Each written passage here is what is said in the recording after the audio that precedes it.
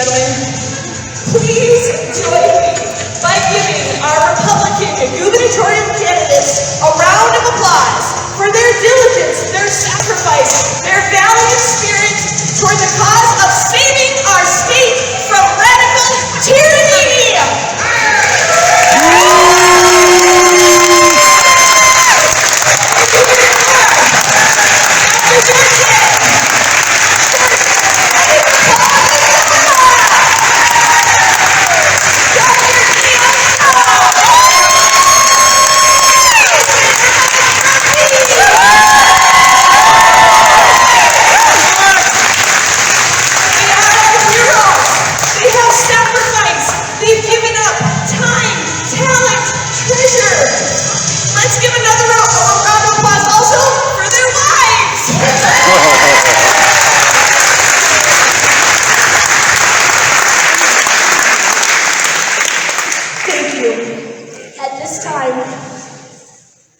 Welcome you to the gubernatorial crossfire debate.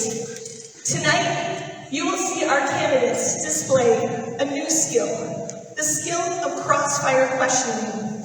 The format comes from the public forum debate, which allows the candidates to create questions and question each other. This format allows us to see how they can handle tough questions in the heat of the moment, which we know our governor will have to do. I am Kathy Smith, the proud chair of the Fighting SD33.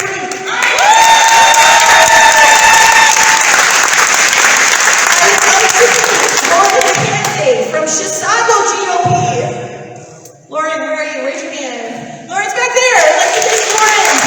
I'd like to meet Adam Davis from SD39. Nathan Rabbit from SD67. Nathan, over here. And Sue Erickson from SD40. We're sponsoring this event with us today. I also want to thank Chair Han and Deputy Chair Bergstrom and the MGOP for their kindness towards this event. I need to give a special shout out though to Bart Black, Doug and Vic Hoffbeck, Bridget Comas, Paula Johnson, Matt Smith, Teresa Clark, and Ken and Janine Wookderl. Can I please get an extra round of applause for them?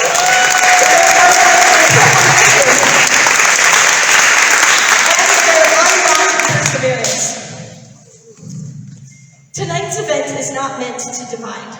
It's meant to sharpen.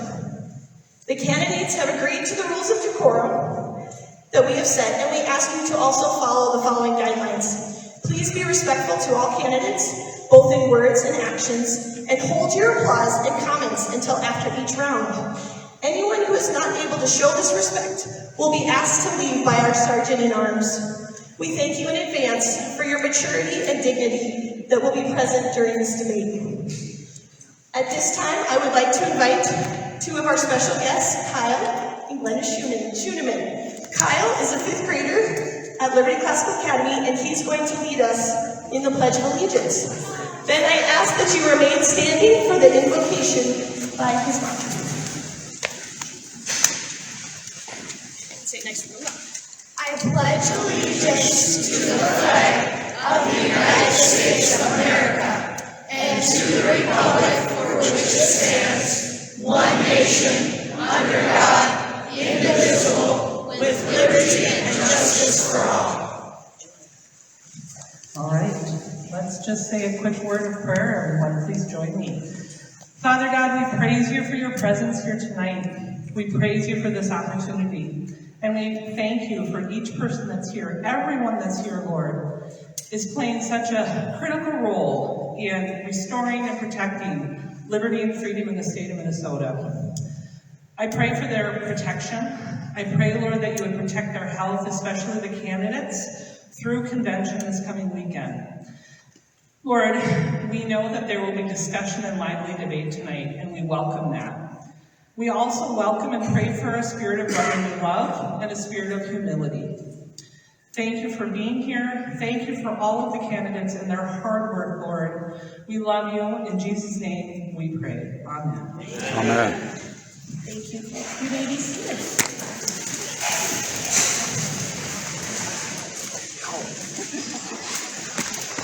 This evening we will have 3 sections. The first section will be introductions, and then we will begin round 1 of the crossfire. In each of the crossfire, 2 candidates' names will be drawn by our student assistant Ella Wanshura. They will then face each other at the microphones. I lost my second page of my notes. The candidates on the left will ask the first question, and it's your left, my left. Okay. The candidates closest to me will ask the first question. They will have 30 seconds to ask the question.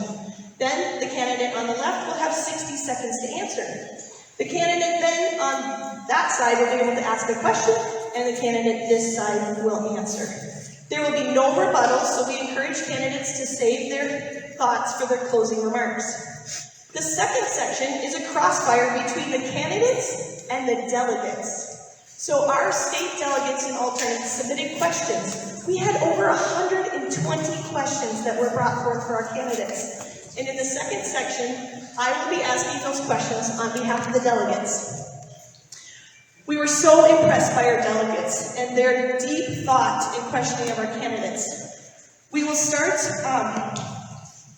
in the second section. As you'll see, we have candidates that are not here tonight. I did want to let you know what happened because originally they were going to be here. We knew early on that Dr. Jensen had a previous commitment. We knew that 3 weeks ago, but he worked hard to videotape his interview, so I will be sharing that with you through videotape. Kendall Qualls had committed to being here, and last night pulled out. So I have not a lot of information, just that he chose a different event than tonight. I did let the campaign know I will read his questions that will be remained unanswered to the empty mic.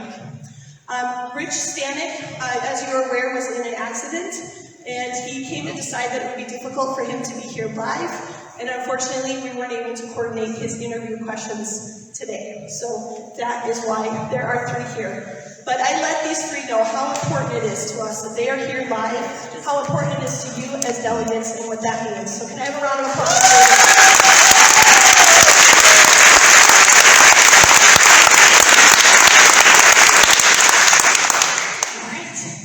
With no further ado, we will begin with introductions.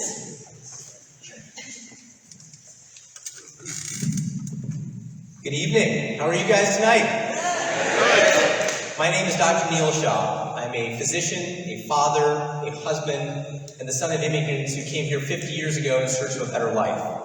I'm running to take Tim Walz out as the governor of this state because I'm concerned about the path that Minnesota is on.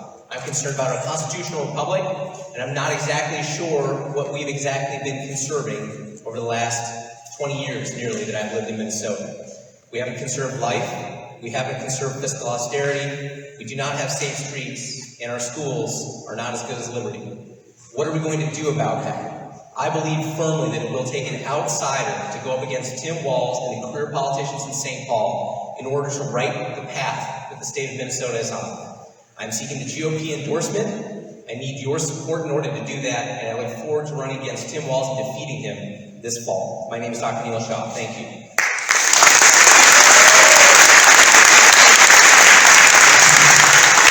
Good evening, everybody. How are you? Thanks for being here. I'm running because it's time that we do something different, that we put somebody in office who's actually accomplished only what others talk about. As the mayor of Lexington, just across the freeway over there, when my residents asked me for Second Amendment sanctuary, I gave them Second Amendment sanctuary. When they asked for health freedom sanctuary, I protected their health freedoms and made my city a sanctuary city. Free of all COVID mandates and all of the masks in our schools. We never had masks in Centennial School District at all whatsoever because of what we did. I stood firm with the residents and community members of Lima Lakes and Blaine and Lexington and Circle Pines and Centerville to fight off the radical teacher unions from forcing Equity Alliance Minnesota into our schools, which would have been critical race theory in our school district. I fought them off. I'm a proven leader, an executive of my community, which I know I can be a great executive of our state as our next governor. I'm a small business owner, I have a law enforcement background, and I'm ready to fire Tim Walz And I'm asking that you stand with me and help me take the state of Minnesota back and win in November. So God bless all of you. Let's have some fun tonight.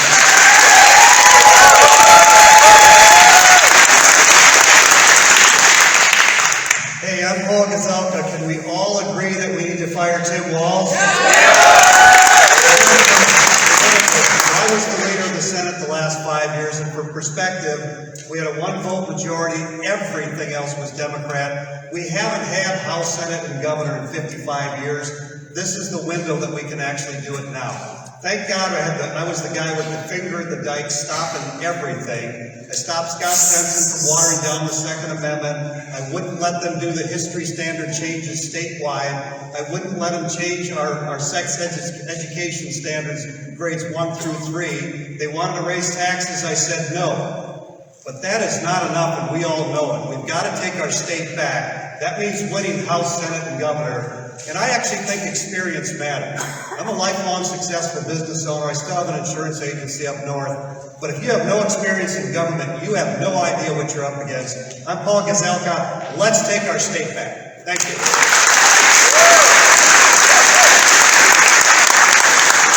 Thank you, candidates. We will now start with the cross-guard questioning. Ella, would you please tell us the two names that you draw out? Jensen, Okay?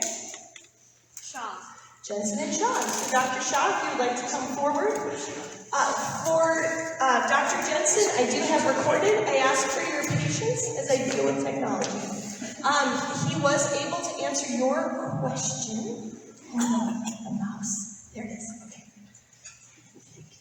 He answered your question. It's like you asked. Right. Would you But like to ask him? I forgot. Okay. Would you like to ask your Yes, question? that sounds All great. right. So, again, to the case for the other one. Yep, we're going to try this. And then we're going to do that. And then we're going to do, nope.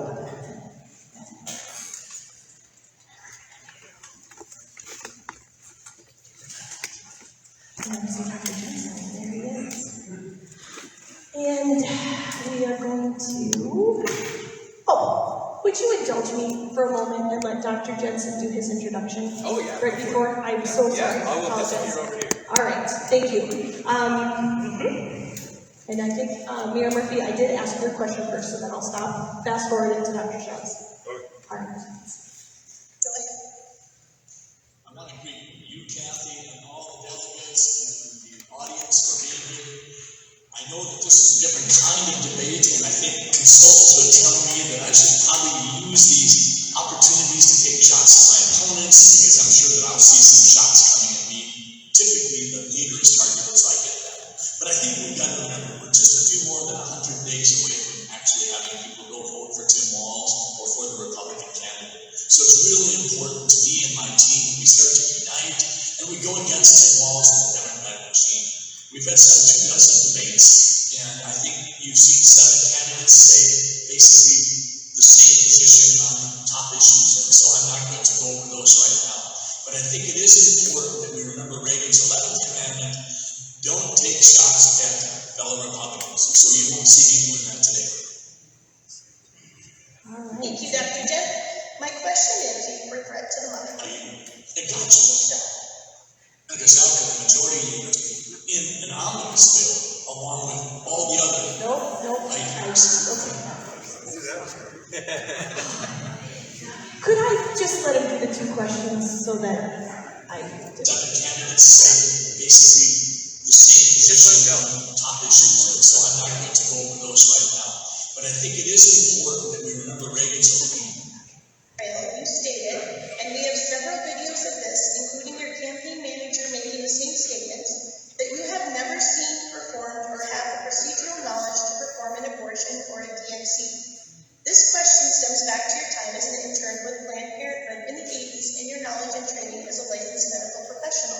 My question is, to be clear, I'm not accusing you of performing abortions, but asking, why did you downplay your medical knowledge to perform such procedures as a licensed doctor, surgeon, and medical profession that has claimed to deliver over 500 babies during your tenure as doctor? I have spoken to several medical professionals, and they all agree that you would be fully equipped with the medical and surgical knowledge to perform these procedures as a practicing doctor that worked in obstetrics. the event of emergency or threat to the mother. How much time do I have, Kathy? 1 minute. Mike Murphy, thank you for that question, for the opportunity to clarify. Mike, you need to remember that this was 1980 when Jimmy Carter was still president. And as a resident, a physician in training, you are assigned to go to different hospitals and clinics all over. I might go to Hennepin County Medical Center for a rotation, and they may do things that I would not agree with. I do not, and I want to say this again, Mike, you should know this, but I do not have the skills or the training to do abortions. Because you can deliver a baby doesn't mean that we know how to appropriately and safely, literally limb by limb, remove a living fetus in the uterus. What you're really trying to do is you're trying to get at my position as a pro-life candidate, and you're playing a gotcha game. I am pro-life. I have been pro-life my entire life. I was a Reagan delegate when I was pro-life. So the fact of the matter is, you're playing a gotcha game. The MCCL has given me a perfect score every time on the pro-life rating, and I'm the only candidate that can say that. So thank you for the opportunity to clarify. Thank you, Dr. Jensen. Please try to stay to the timing. We'll now be moving to the next question from Dr. Neil Shaw. Scott, in 2019, the sick tax on the healthcare industry was set to drop from 2% to 0% and go away forever. You voted to reinstate this tax indefinitely at 1.8%. Do you consider this a tax cut, and how do you justify that vote? In 2019, I did everything I could to stop the sick tax from coming back on. It was scheduled to go off, but Senator Gazelka, the majority leader, said that it may end up being a part of the negotiations, and it ultimately ended up being so.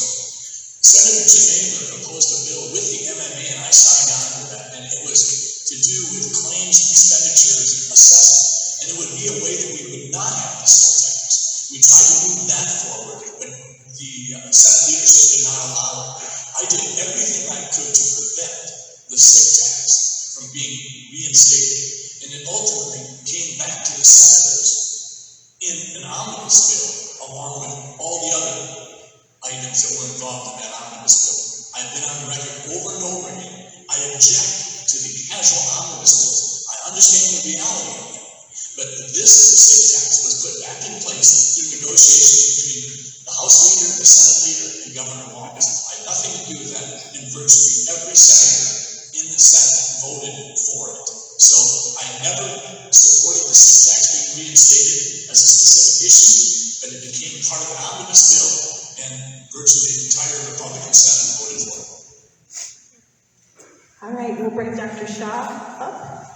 So he just answered Dr. Shaw's question, and now, Dr. Shaw, I will tell you this. Are you ready? I can also write my thing on you.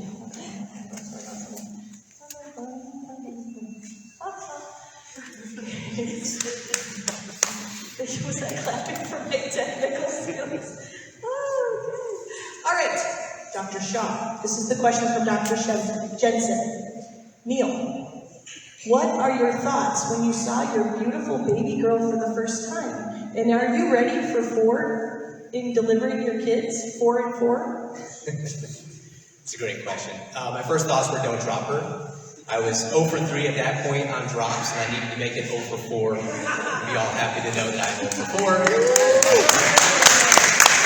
There's nothing more terrifying than having a dermatologist deliver your babies. My OB has stood over my shoulder for all of them, but I have managed to be the first set of hands that have caught all of my kids. And it's a potent reminder of why we need to fight so hard for life. Life begins at conception and ends at natural death, and it ought to be defended every step along that way.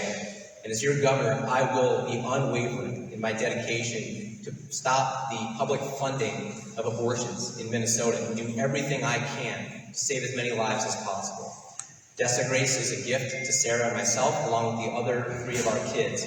And unfortunately, nearly 10,000 Minnesotans never get the chance to be born every year. And that slaughter must end, and it will when I'm your governor.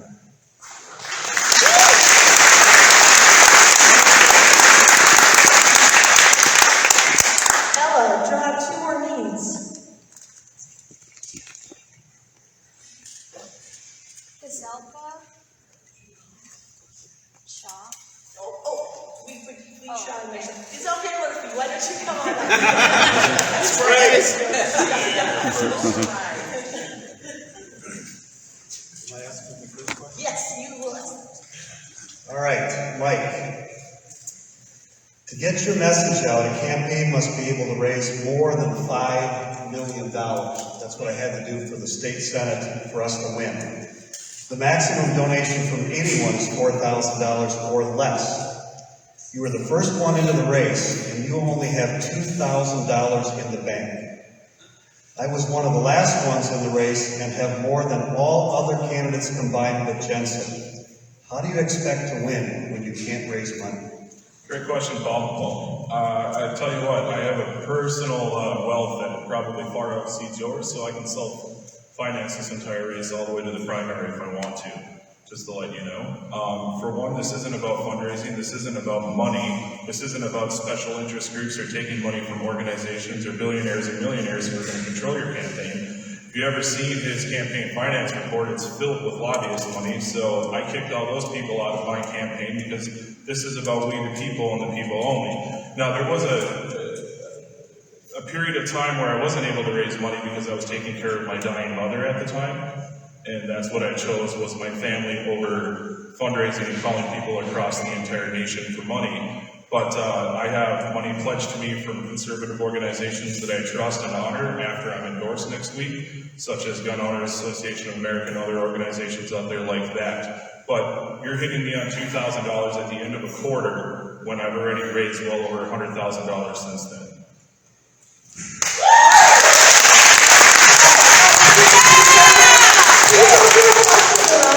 Thank you. Mayor Murphy, you may now question Dr. Senator Gazal. This is fun. Why is it taking this long for us to finally do one of these? I need you to explain to me omnibus bill after omnibus bill after omnibus bill that you pushed through the Senate. And I'll just start with the, I don't know, because there's too many of them here for you. Oh, let's talk about the cronyism and weakening the elections by allowing House File 3429 to go through the Senate that weakened our 2020 elections by allowing no excuse absentee ballot voting. So I hope you all know that omnibus bills have been around since the Civil War, and it's not so much an omnibus bill, it's whether a bill is good or a bill is bad. Each one has a category, whether it's higher ed, education, Department of Health and Human Services, DNR, etc. And it depends on what you put in the bill. So our goal is to have less in every bill. So I think we want less spending. Democrats want more spending. And that's the conflict when you have divided government. But there is nothing that I didn't trust Mary Kiffmeyer for elections to handle, and she was the key person on that. She was the Secretary of State. But omnibus bills by themselves aren't bad. It's what you put into them. What if, as governor, I demand an omnibus bill that cleans up the child care assistance program that's been abused, it cuts the Department of Health and Human Services over 10%, and it shrinks the number of employees that work there. That's a good bill. So that's how omnibus bills work. I just thought you should know. Thank you. All right, thank you. Now you can advance.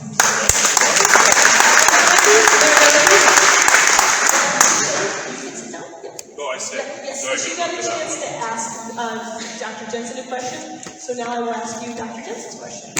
Oh, he's asking the one. Yeah. Okay, are you ready? Yeah. Here it comes. Okay. Mike, you mentioned a couple of times your wife is a first-generation American. How did you meet, and what special joys has this circumstance provided you and your bride? She's actually not a first-generation American. Technically, in a sense, she is. Her mother is born and raised from Mankato, Minnesota, and her father was a refugee from Iran in the 70s when the mullahs were taken over. He's a Christian, not a Muslim, so I don't know where Jensen's going with that question if he's trying to hit me on that. But my wife and I met through mutual friends back in our early 20s. We've been married now for 8 years, been together 17 total. We have a beautiful daughter named Eleanor who's 2 years old, and she keeps me up at night along with this campaign, and we're having fun, and she's going to make an amazing first lady, and her birthday was yesterday on Mother's Day.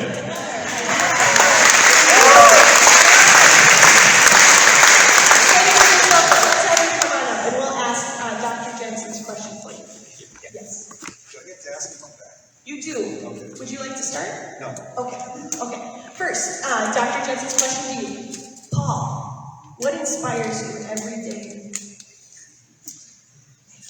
Pitching us all softballs and being way too nice.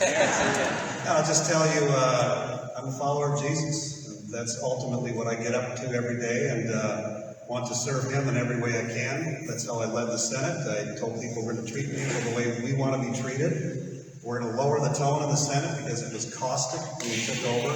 And that would be number one for me. Number two is being gratefully married to my wife for 40 years this June. And anybody that's been married any length of time knows that it's no picnic navigating through marriage. But thank God that we are where we're at with 5 kids and 5 grandkids, and that's what makes me tick.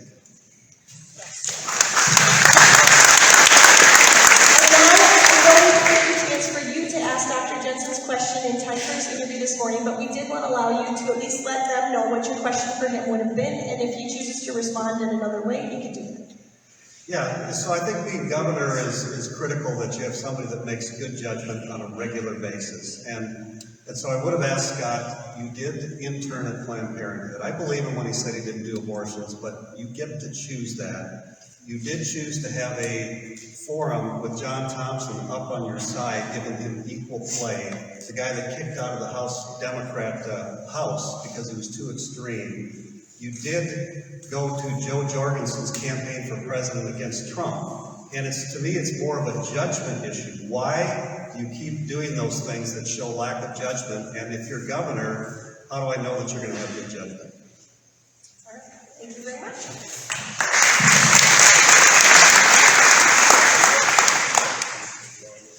Well, now you, Dr. Shaw, Dr. Shaw, you can go first. I'm asking you Yes. a question. Okay.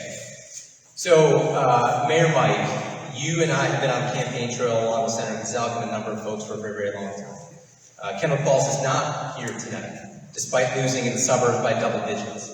Why do you think that Kendall lost the suburbs so badly, and why do you think he's not here tonight?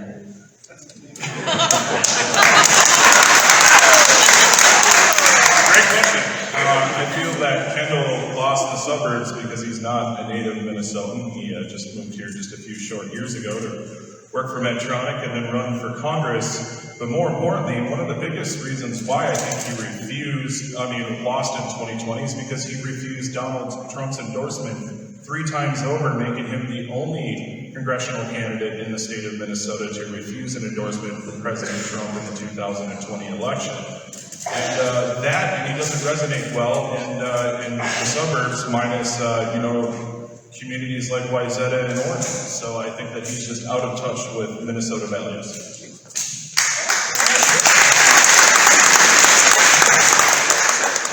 So my question for you, Neil, since you are a doctor, and thank you for all the great work you do with, cancer and helping people live good lives. My question for you, since Scott Jensen didn't really answer the question, is being a medical professional, for one, do you get to choose your rotations when you're going to med school, or are you just forced into it like he says? Because Scott Jensen said that he was forced to work for Planned Parenthood, which I don't believe, but maybe it was different in the 80s. But also, if you're capable of delivering babies and consulting females on their health through obstetrics, wouldn't you think that you would have the knowledge and the medical skills to understand what abortions and D&Cs and the medical and the surgical procedures are? Yeah, so as physicians, no matter what we differentiate into, we are expected to have a fund of knowledge that encompasses understanding the very basics of everything, from trauma surgery to OB, which is why I can just barely deliver my own kids, but I can't do a whole lot else in OB. And you do absolutely get to choose your rotations. That's been a time-honored tradition. It certainly was when I graduated from the U in 2007. So you put into a lottery system of where you want to go. You can be high speed or low speed. I wanted high speed trauma stuff, so I did my surgery rotation in North, got to fly in a helicopter, got to scrub in for cases. I rotated through OB there as well, but even then you have the choice in terms of what cases you sit and what you do. I spent a lot of my rotation doing pelvic floor reconstructive surgery, which I actually did consider at one point, and just taking call. And so you don't have to be exposed to certain things if you don't want to be, or if they don't agree with your viewpoint. And I made decisions that would set me up to be a good dermatologist when I was done. Thanks for telling the truth.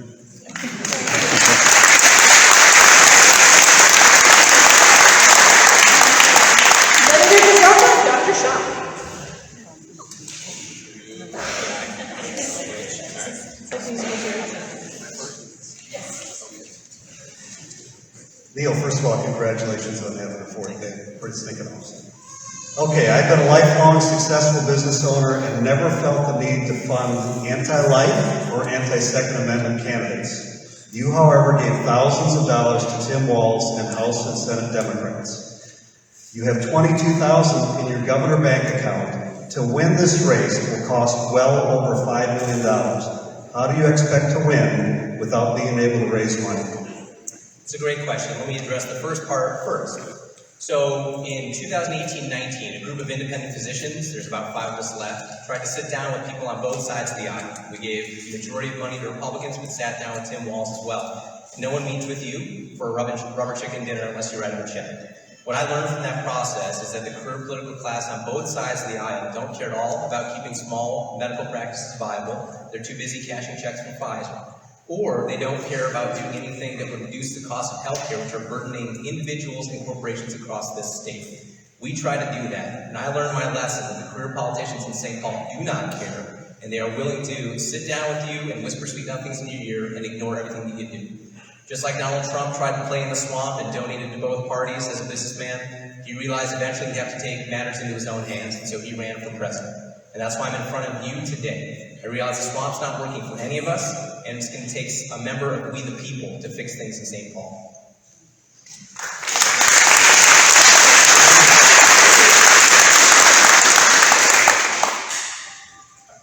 Senator Gazelka, when you read Scott Jensen's website, you find that he has completely changed viewpoints based on what he says now versus his voting record when he served. You had the opportunity to serve with him for a number of years. What do you think has made that change? Which Scott Jensen would we have if he was governor, and what were your frustrations with Scott during your service with him?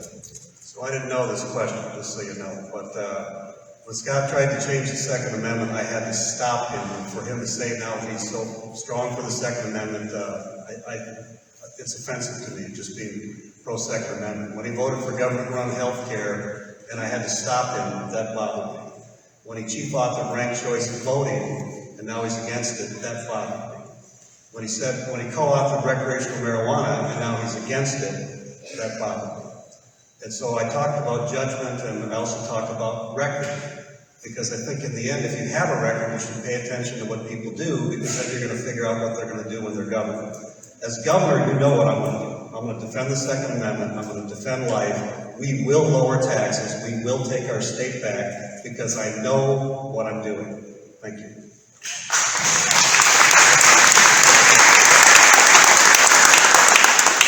Is that correct that you've all had a chance to question each other?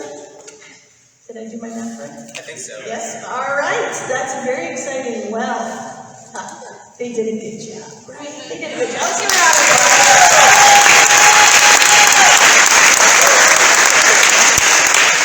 Would you like to hear what the delegates want to know? Yes. I would like to hear what the delegates want to know as well. Let's see. To do this fair, I go alphabetical order? Yes. Sorry, Paul. All right. Come on up to the hot seat. I'm going to ask these questions, and these questions were submitted by our delegates and alternates, and you have 1 minute to answer.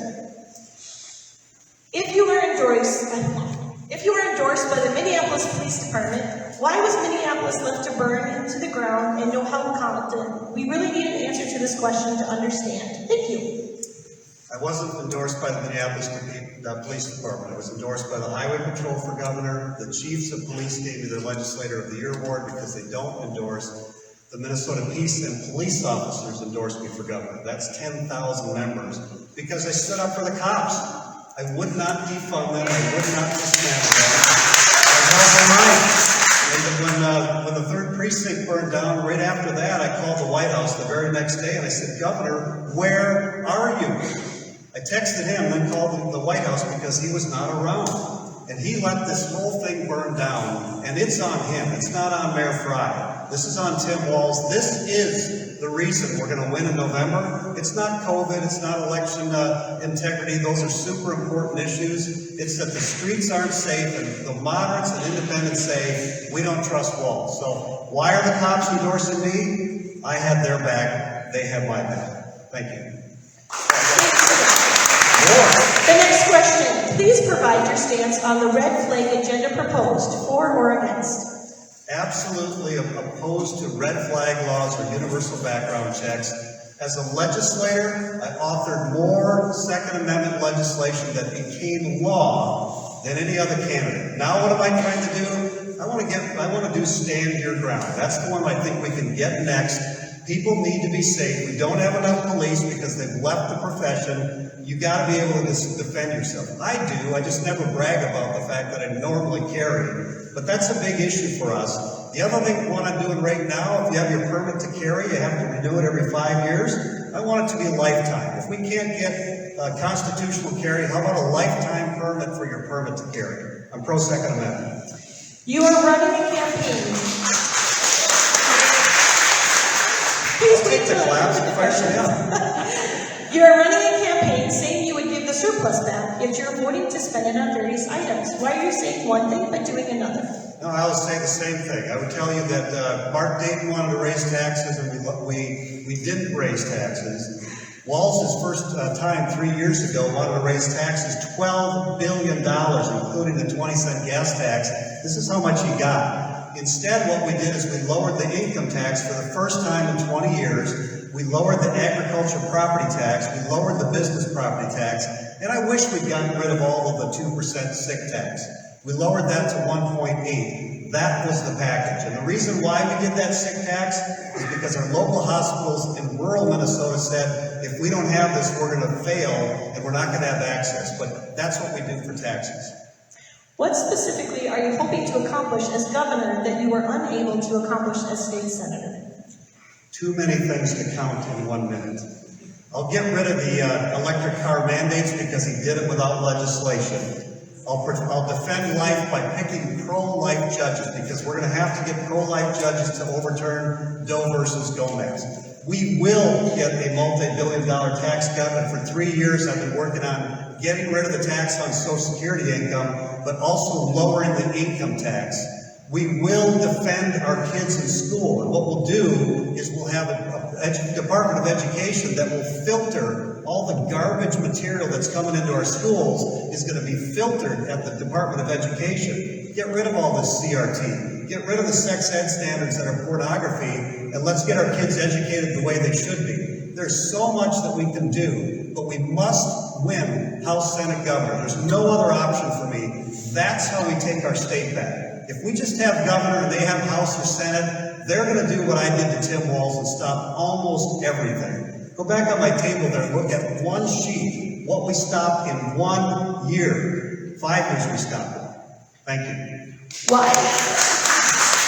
Why did you support Walz's COVID restrictions? I didn't support Walz's COVID restrictions. March of 2020, I was on a Zoom with Tim Walz, and he said, I'm going to lock down everyone. I said, Governor, that is so irresponsible. You cannot do that. What about our kids' education? What about the economy? What about people's mental health? You're not measuring everything. And he called me irresponsible. So over and over and over, we tried to end emergency powers. I'm the one that ended emergency powers, which required House Democrats to agree with me. I went in the Star Tribune front page about 5 months into this thing saying kids should be in school. They should not be wearing masks. Business should be open. I got the church together, Archbishop Hebda, the Catholic Church, and Protestant leaders to move forward and open up anyway. I'm the one that brought them together. I fought him every step of the way. There was never a mask or vaccine mandate in one place. The Minnesota Senate, that was the only place that Tim Walz did not have control. I stood up. And your final question. Have you ever signed a bill without reading it? No. And that's the federal government. In Minnesota, just so you know how it works, the House and Senate pass a bill. And if they don't agree, and we're a divided government, we're the only divided legislature in the whole country. If we don't agree, that piece gets kicked up to the governor, the leader of the Senate, leader of the House. Whatever is in that remaining part, I always brought back to my 34 Republican senators and said, this is the deal I can make. Scott Jensen, Michelle Benson, and company, do you agree? And that's how we got it done. So we review every single bill before it gets to the floor. We're not the federal government, we're the state of Minnesota, and Republicans know how to lead. God bless you guys. Thank you. All right, a round of applause.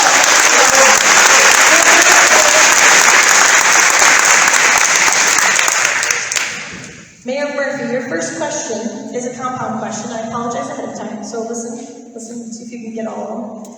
How are you handling the water issue in Lexington? This will help us understand how you will handle a big decision. And why did you remove me from your Facebook page when I asked the question? Okay. I don't manage my own Facebook page, but all right. There's a very limited amount I can talk about this water issue because it's under litigation, but basically my city and the city of Blaine share a water system for the last 54 years. And the city of Blaine decided that they were going to go off on their own without including us in this project where we built out a joint water system, basically, and they wanted to cut us off from the water supplies because we trade water back and forth every single year between the city of Lexington and the city of Blaine. Well, the city of Blaine started doing things that they weren't supposed to do. We fought back, we pushed back, and the Star Tribune picked up on it and wrote a biased article without having all of the facts. That is about as much as I can talk about it because it's pending litigation both between the two cities with criminal litigation as well, so I got to stop at that, so I can't go beyond that. But basically, we are keeping our working relationship continuing with the water system, but that's a very odd question to ask, I guess. But yeah, Mayor Sanders and I have a very good working relationship together, and we're trying to resolve it without going into litigation or any criminal charges. Are you in support of 2A? And please share your reasons. Second Amendment. Oh, the Second Amendment, absolutely. I I love the Second Amendment so much. If you want a tank, I believe that you have the right to own a tank. That's where it's at. I'm the only candidate that has an A rating from the Gun Owners Association of America. I won the Minnesota Gun Owners Caucus straw poll. They gave me their A rating as well, with a provisional rating, just because I don't have a legislative record, so that's just the way that they go with their standards. Made my city a Second Amendment sanctuary city, the only one in the Twin Cities. I believe fully in constitutional carrier standing ground. I hope the House and Senate don't even waste their time bringing me any red flag bills because they're just instantly going to get vetoed. And we have to have a good castle doctrine so that we can defend and protect ourselves in our homes without question whatsoever. And just so you know, right now the way things are set up, Ramsey County Prosecutor John Choi would choose the criminal over you, even if you're taking your last breath. And that needs to change. Are you willing to work for elimination of tax on Social Security in Minnesota? Yes, absolutely. The Social Security tax needs to be repealed. The death tax needs to be repealed. I'm working on right now some proposals to actually eliminate the tax on our family farms completely. We have to start supporting our family farmers in the state of Minnesota. I'm tired of being reliant on countries and outside organizations to purchase our food. Things are getting entirely way more expensive. I support limiting the size and scope of Minnesota government completely and trying to get rid of as many taxes as humanly possible, because all they are is burdensome regulations upon us and our small business owners. And thus individually, we have to reduce the income tax, and we have to audit the state of Minnesota for all fraud, waste, and abuse. That includes the COVID mess with all the money that went to the crooked hospital, the money that came in from the Zuckerbucks that helped steal our elections in 2020, and everything with the Feeding the Future Fund and the Somali daycare boondoggle and the light rail. And I will work my butt off to make sure that the Met Council goes away for good.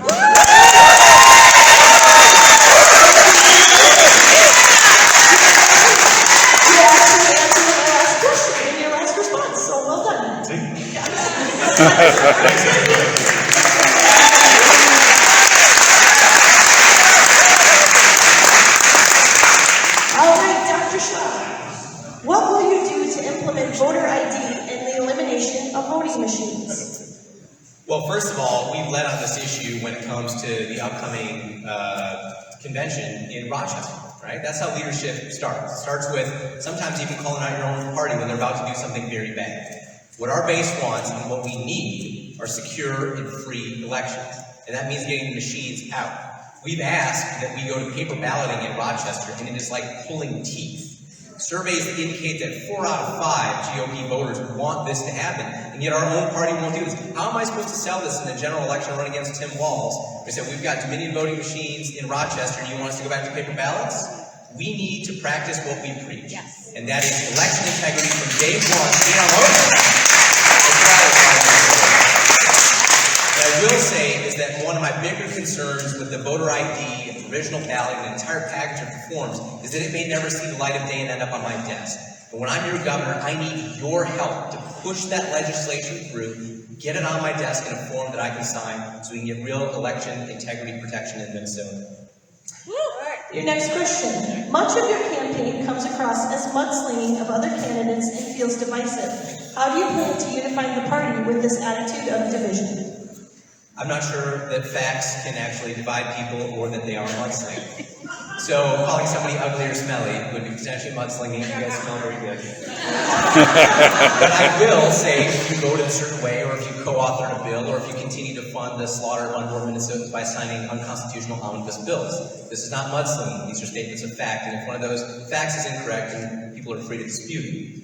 What we need is someone who's not afraid to speak truth to power, someone who's going to stand in there and go toe-to-toe with Tim Walz and call him out for all the damage that he's done to the state, all the damage that the increasingly radical left is doing to neighborhoods throughout this state.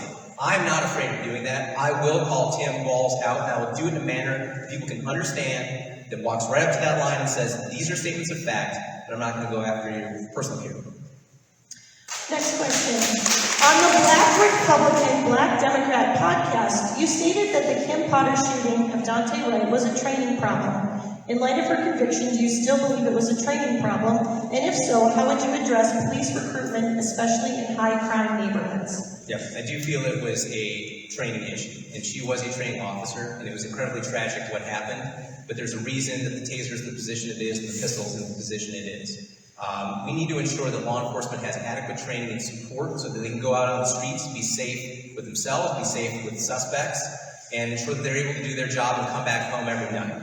The war on law enforcement and police has unfortunately resulted in some of the lowest classes that we have entering the police academy system. So we're used to be hundreds of individual applicants for maybe 10, 20 spots. Now it's a couple dozen. If we don't fix that and make law enforcement a job where you can be supported and have the back from the governor and from the legislature, we're going to continue to see a decline in the quality applicants that we have. And that is going to lead to more training accidents, more police brutality, more issues down the road. We have to have law enforcement, they have to be well trained, and we need good people going into a career in law enforcement. On the issue of the Never Again pledge, would you really sign no legislation for 4 years? How do you plan to handle running the state if we don't win the majority in both the House and Senate? The Republican Party in this state has lost its deterrent capability. We don't go to the mat on every single issue or every single tax. But if the DFL has absolutely no fear that you do have a nuclear option and under the right circumstances you will exercise it, they will continue to roll you time and time again. We could and should have deployed that option to shut down government to end the unconstitutional mandates that Tim Walz abused in terms of his emergency powers. And that is why there is nothing more important than ensuring a tyrant cannot take control again of this state. The Never Again bill is the strongest piece of legislation we have to reform emergency powers. It puts me, the governor, in jail if I take away your constitutional rights.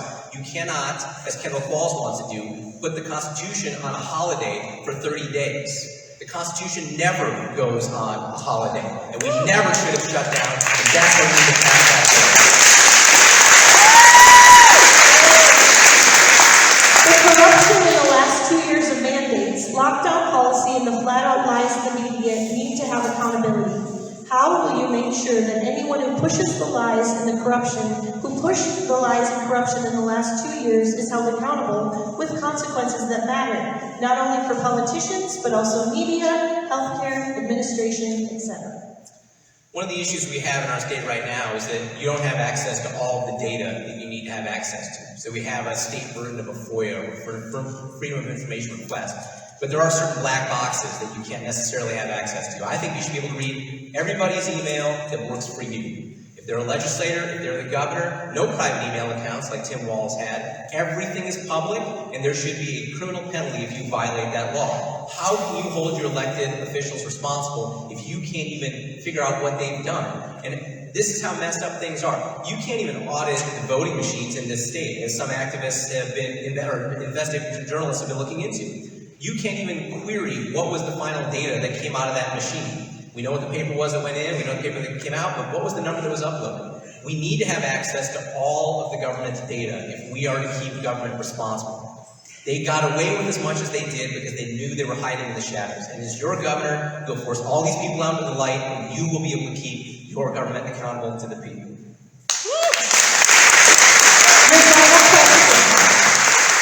Dr. Shaw, as governor, will you respect the office and work with all members without having Facebook videos calling people rhinos? Governor, as a role, will have to work across the board and be professional. I'm happy to be professional, but if you act like a rhino, you're going to get called a rhino.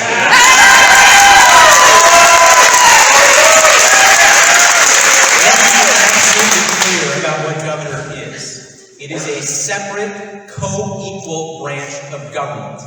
I do not expect Christmas cards from the legislature or the judiciary, and I will dispense no quarter if they misbehave in terms of upholding the Constitution of this state. My promise is to you, to the Constitution, and to make a more prosperous and free and successful Minnesota. That is what I am running for, and that is the only end that I serve. And I hope that I can have a good relationship working with everybody, and I think there are even things like school choice that can pass with bipartisan support. But again, I'm a separate co-equal branch, and I'm not out here to get Christmas cards.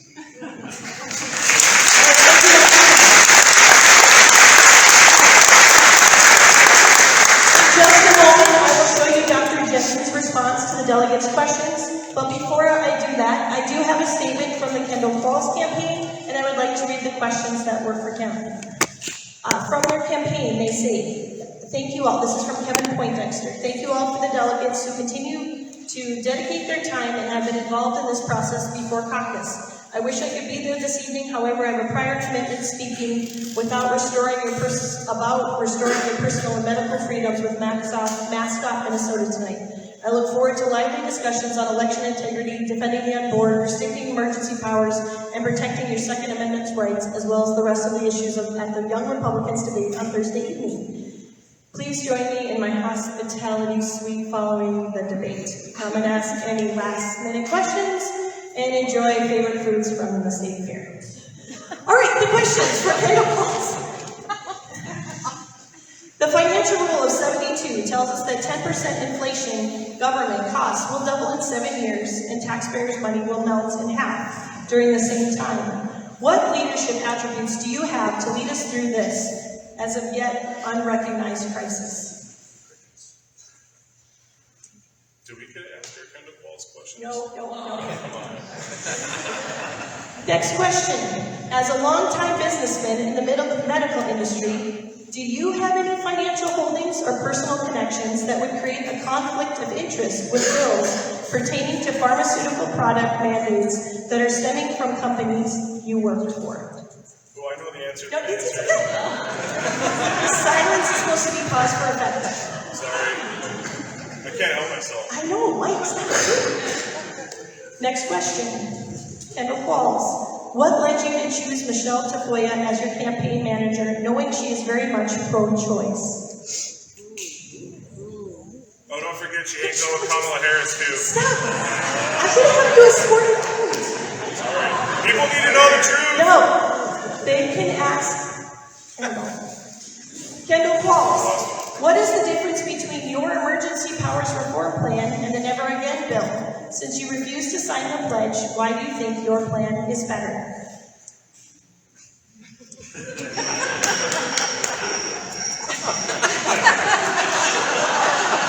Isn't that my husband? Okay. Kendall Falls, your website does not mention pro-life issues. Why are you the governor to fight for life in Minnesota? And Kendall Falls, on the issue of governing emergency powers, how would you handle state response to COVID? These are questions we do not have answers for. Now I would like to show you Dr. Jensen's response to these questions. Again, thank you for your patience. Oh my, technical. There's a little funny part here where he guessed what questions you would ask him that he didn't hear, but we're going to go fast forward that. Let's try this. That's actually a bare thing. Okay. Tell Sheriff Stanley, I went for really committing ourselves to restoring public safety. I've spoken over and over again. Great, thank you. Well, that was kind of fun. Not sure if we'll get a chance to use those, but it's interesting to see your insight. We're now going to move to questions that were submitted from our state delegates and alternates. This past year, you were on Jeremy Munson's podcast stating that you wouldn't sign a red flags bill.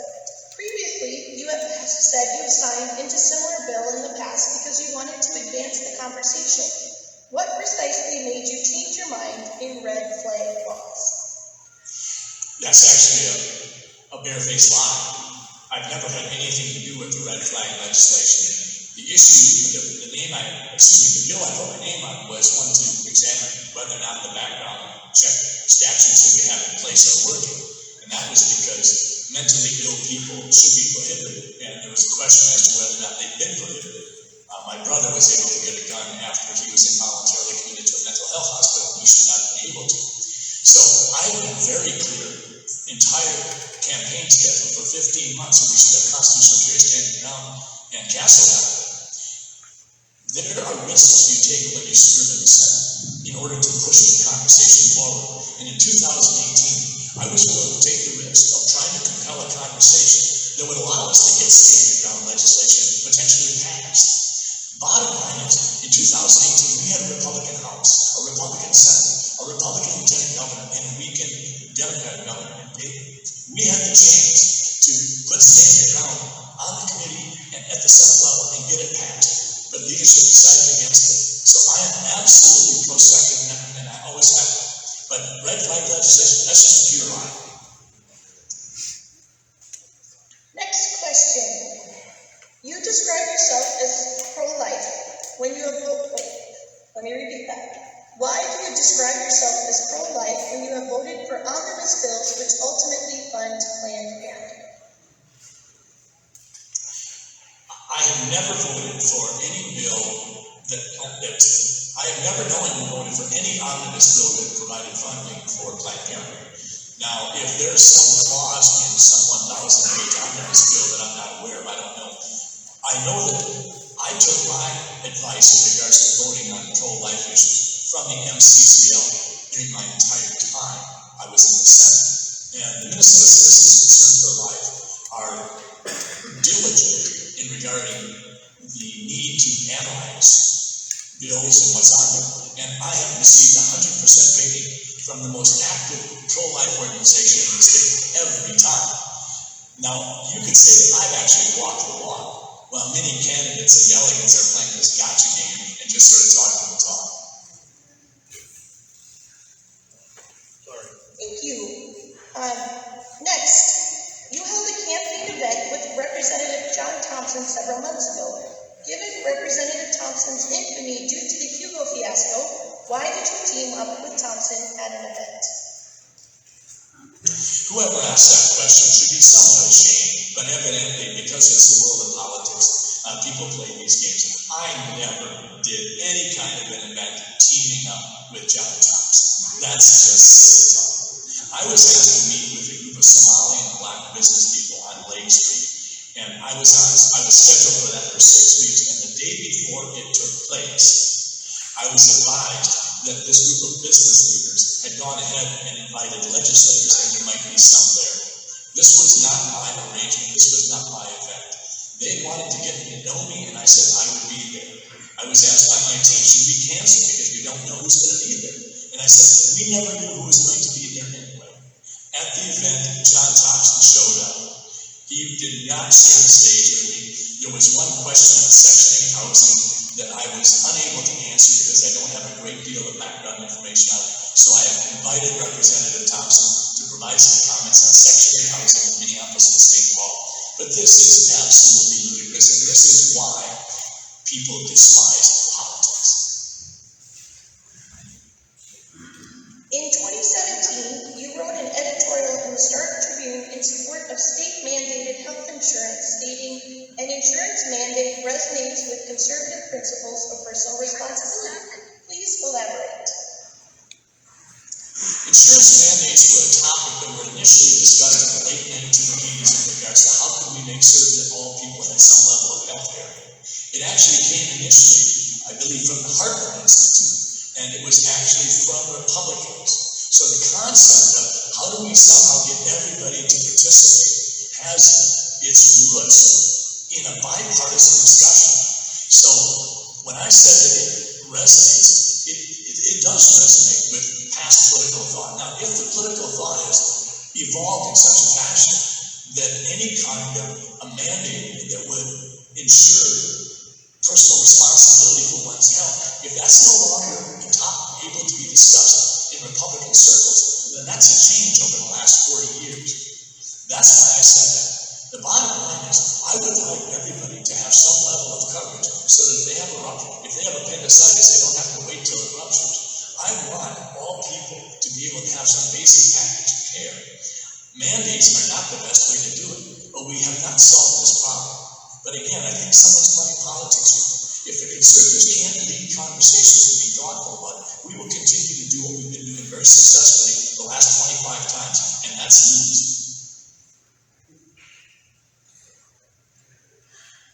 You had said that we should have a discussion about how could Minnesota look if we didn't have personal income tax. Is this just a discussion topic, or are you going to pursue getting rid of personal income tax?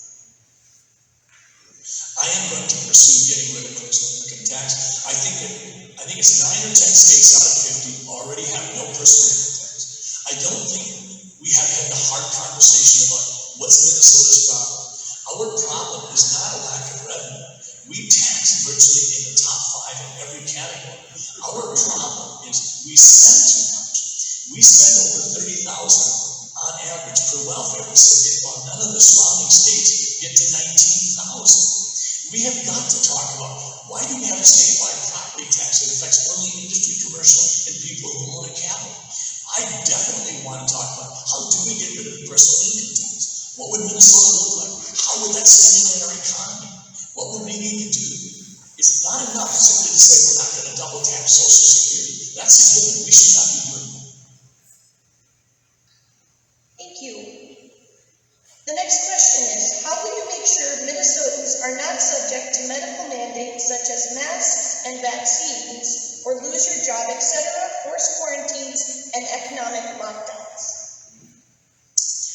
I've been a champion on health freedom across the state for the last 26 months. Over and over again, I've said this. In my practice as a physician, I broke away from a large clinic and started my own clinic so that I could advocate for my patients on health freedom. Benjamin Rush talked about the Health Freedom Amendment 250 years ago, and we need that. And within the Health Freedom Amendment, we need to have a vaccination bill of rights that always allows for the opportunity for either a conscientious or a religious exemption.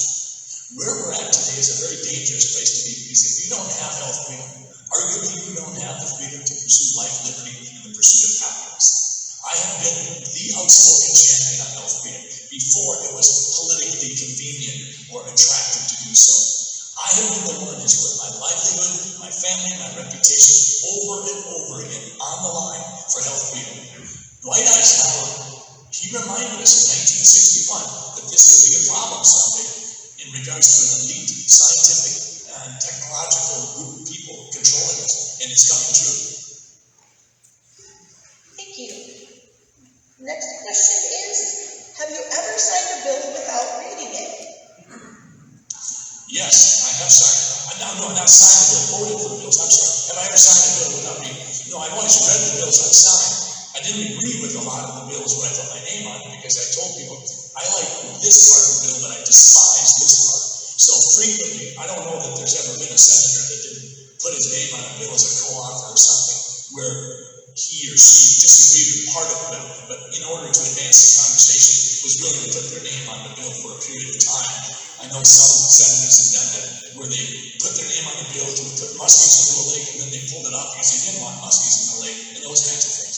But in terms of voting for a bill that I did not read, yes, I have had situations where I've had 1,000-page bills put on my desk a few hours before the vote took place. We were advised by leadership, no amendments would be allowed, and we would be voting in 3 hours, and there was no way we could get through the 1,000-page bill. I'm not proud of that, but that's how broken our legislative system is.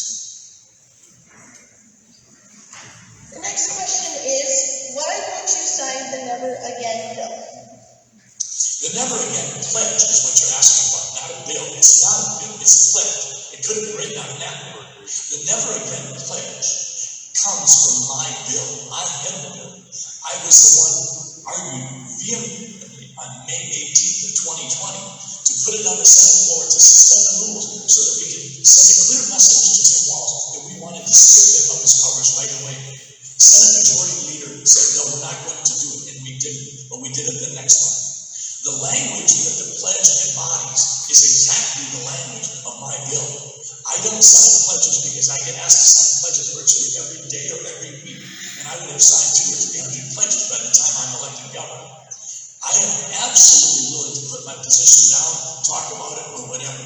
But if someone comes to me with an arbitrary pledge that's half-baked or incomplete, I won't be signing it. But that is my bill, and the most important thing I can tell you is the pledge and my bill both work in the same direction. So we should not be sniping at one another. We should be pulling the rope in the same direction to get it done. Never again should Tim Walz be able to do what he did, nor should any government. All right. Let's give a round of applause for Dr. Jensen.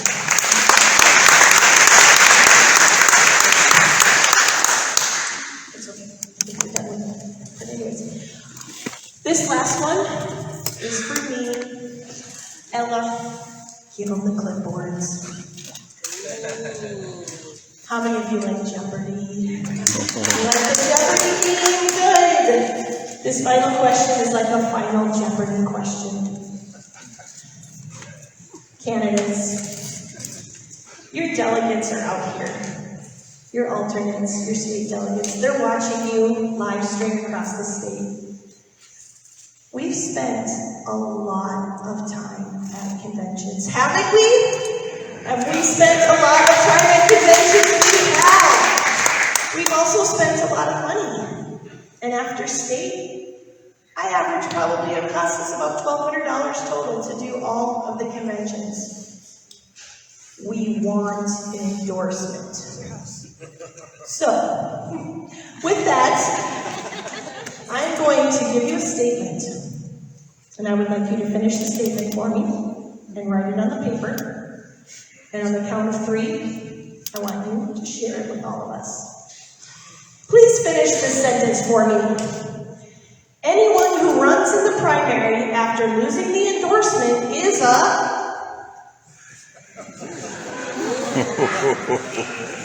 Okay, don't show it. Shoot, I have Dr. Jensen's also. Do I have to keep this PG? Yes, because of the rules of decorum that you're supposed to read. Okay, out of fairness to you guys, you should be able to see what Dr. Jensen chose to, but I close my computer. And I open it. And there it is there. And I'm going to pause this and put this forward. And I did the same thing to him. Oh, he's writing. See, there it is. I can't see him. Oh, thanks for telling me. Okay. See, he's got the same face you guys have. Okay, ready? 1, 2, 3. Go. This weekend, and just get to it. All right, sorry. Okay, what do we have? We have schmuck, loser, Mike? Jerk. And then finally, a problem. Can we get a round of applause?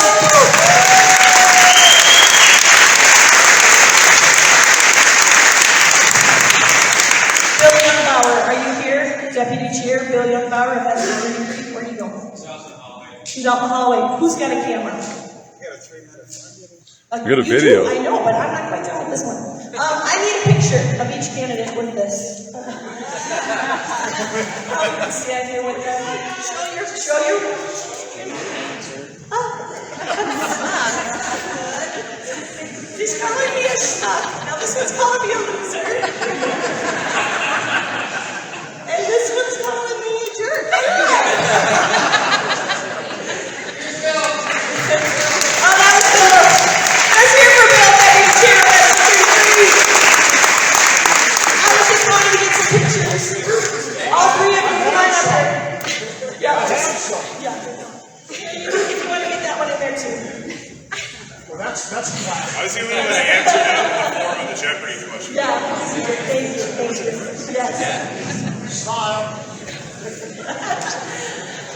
No, in all seriousness, I mean, as though there was a little bit of fun in there, I know you guys can understand our heart. That we are looking forward to supporting our candidate together, right? We made this.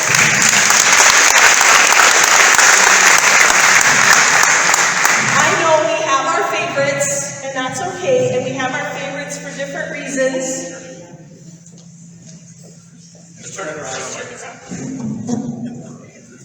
We have our favorites for different reasons, but come Saturday by 6 p.m., we are one. We have to be one. We have to be one party, or we will lose. And I know you understand that, but I really need you to understand that. From somebody who's brand new to this, and there's a lot of us that are going to be at convention, we need a candidate. And if we have somebody that goes to primary and takes our energy away from focusing on the most important thing, it is going to be very frustrating for the new Republicans that are here.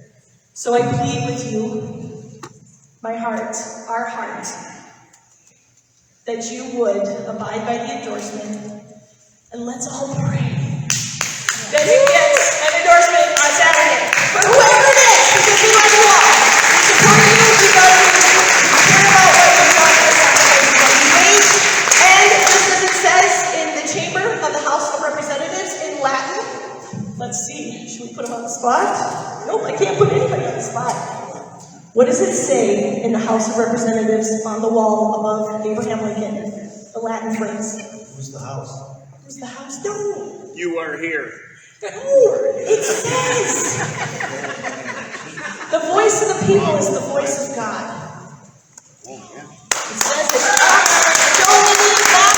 Populous. The voice of the people is the voice of God. At the convention, it will be the voice of the people. So, we will now hear closing remarks. So you went first for opening, right? So, all right. Let's roll it. Senator Kuzak, go first on the close. We got 3 minutes? You got 3 minutes. All right, first of all, thank you all for being here. This is an epic time in our life, and if we don't get it right, we're in trouble. And I just want to say something about your Republican legislators first, House and Senate, because there was a huge crowd cheer for the rhinos. There's not that many rhinos. And if you think about Vietnam, when our soldiers came back and their own people jeered them, you know why they had PTSD? Because they had no respect for the people that they were fighting for. And I can just speak from my own life and tell you, my business is picketed 4 times. It's a third smaller than when I started. I've had death threats. They've gone after my adult kids who are liberals, and they love to put a camera in their face. And that story is the same for many, many, many of your Republican legislators, and you better thank God for it. But here's my question. Do you want to win? Really, do you really want to win? Because we haven't done well at this, and I will tell you, Kendall Pauls ran for Congress and lost by double-digit points. The House hasn't won for a couple times. We haven't won any statewide races, so do you want to win? And I will tell you, the only place that we've been winning is the Senate. We won back-to-back majorities this last election cycle. I raised $5 million. That was 5 times more than the prior team raised, all funds. They spent $10 million. So if you think you're not going to raise money and win, you are dreaming. We have to raise money that's $4,000 or less from any one person. It's usually $100 at a time. You want to win. If you're going to win in November, you're going to get the moderates and the independents. And it's not the issues that we all have been talking about and care about. It's public safety. It's education, where parents are in the driver's seat. And it's the economy. That's what we're going to win on, and just by a little bit. And the fact that the police are backing me should give you a heads up that on the most important issue that we get the moderate and the independent, the police are saying, this is the guy. So you got to be right on the issues. Then you're in front of the camera all the time. And you better hope that they don't trip you up, because they're always trying to trip you up. And I've been in front of a camera for 5 years and I haven't made a mistake, because they want you to make a mistake. And then finally, I have a dang good running mate in Mary Juliana Stevens back there, and we're a powerful team. Look, I'm from the range. I'm a ranger. I worked at Mintac while I went to UMD. I finished at Oral Roberts University and started my first insurance agency at age 23 in western Minnesota. Went up to Brainerd, Minnesota, or Bemidji, Minnesota, and then Brainerd. I lived the whole state. I love this state. And I can't stand where we've been going. So I'm 100% in. If you choose not to select me, I'm going up north. I live on a lake. We have a business that I can pay attention to. My wife wants more of my time. So do my grandkids. But I'm all in. If you pick me, you have my passion. You have my will to fight. You have my will to win. I'm Paul Gazelka. I'm asking for your vote. God bless you all.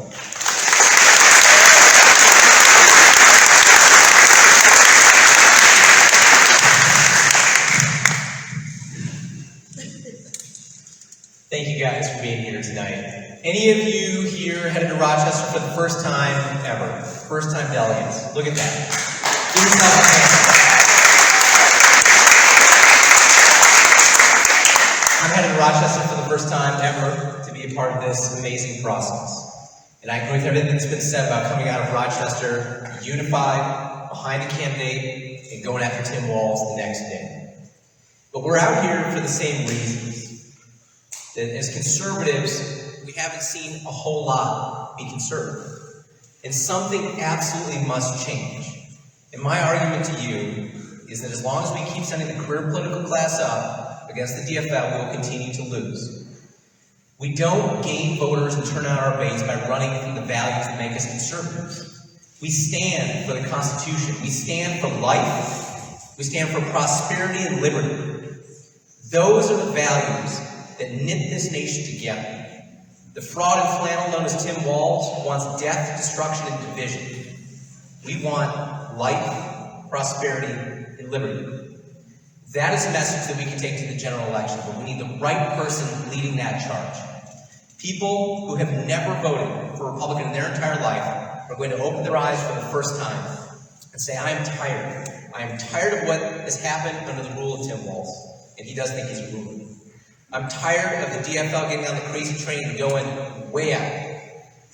I want to know that the core values of limited, responsible, transparent government, not cronyism, of safe streets, successful schools, and an amazing economy. I want to vote for someone who wants those things, those core Minnesotan American values, the same values that brought my parents here 50 years ago, the values we're in danger of losing. We are at a historic crossroads, and we cannot afford to get this wrong. I can't move anywhere else. My businesses are here, my patients are here, my kids are here, my wife's entire family's here, and I'm trying to get my brother to move. We have to fight and defend every square inch of America. We have to defend the Constitution. We have to defend Minnesota.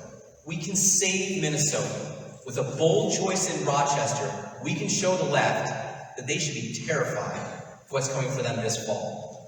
We will unify Minnesotans behind the values that we share from a position of strength with a communicator who can clearly explain why we believe in the sanctity of life and why government has gotten out of control and why you need to have freedom and a good paying job. We can do that. And if we do that, if we show them that a citizen can stand up and serve, then there'll be people behind me who will pick up the torch and do the same thing after I'm done. Please support me in Rochester. We can take the fight to Tim Walz with an outsider candidate. We can win, and then we can continue the work of keeping Minnesota red. Thank you.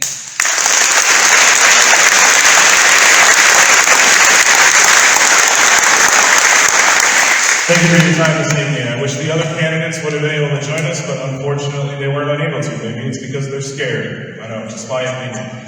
But here's the truth. All of you who raised your hand, who came here today because politicians raise money, why did you become a delegate? Because we the people are pissed off, right? And I'm sick and tired of the same thing over and over that we can continue to do. We sell ourselves to special interest groups and lobbyists and millionaires and billionaires like so many of the people I'm running against have done. They owe favors to those individuals, and it stops becoming about we the people. That is one thing that I've learned as being a mayor of a community, is you have to be responsible to your constituents, because on the first and third Thursday of each month, my community comes to my city hall, and what do? They hold us responsible for the decisions that we make that affect their daily lives. And we stopped holding our governor, our attorney general, secretary of state, our legislators responsible. And it's time that we have a candidate that we nominate that isn't beholden to anybody else to take on Tim Walz and beat the Democrats this fall. And that's exactly what we need to do, because I'm sick and tired of tyrants in office. If you want to save our children in our schools, you want to ban critical race theory, you want to get rid of the social emotional learning and the unicorn gender in our classrooms, vote for me, because I'm going to use the bully pulpit of our office to get rid of that stuff and call out everybody by name who's not doing their job for the people. If you want to support law enforcement and fund the police and hold the judges and the prosecutors accountable, I'm your candidate, because as a mayor, I fund my police and support my local police department. If you want to stand for the Second Amendment, I have your back with that, as I said earlier. I am the best choice to go against Tim Walz because I can win on the issues. It will not be about a campaign about my past and my voting record or anything that I've done or said. They have nothing on me. That's why you saw that tonight, that the only thing was fundraising. Well, guess what? We the people will take care of this campaign when I win. You will help me win and defeat Tim Walz.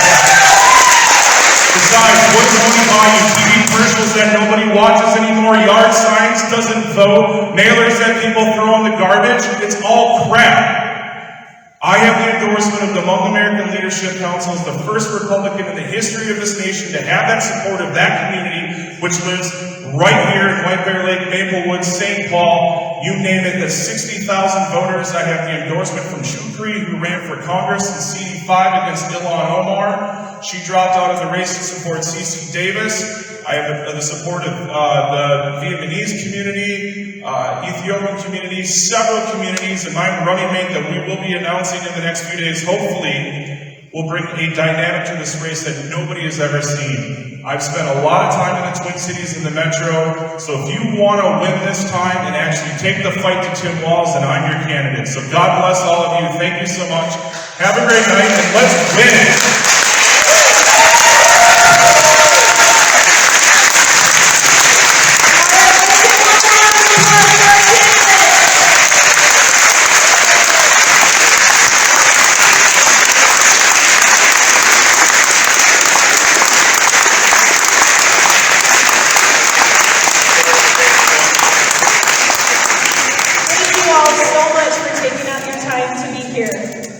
I know these guys would love to talk to you, so please feel free to stick around. Again, one more applause for our candidate.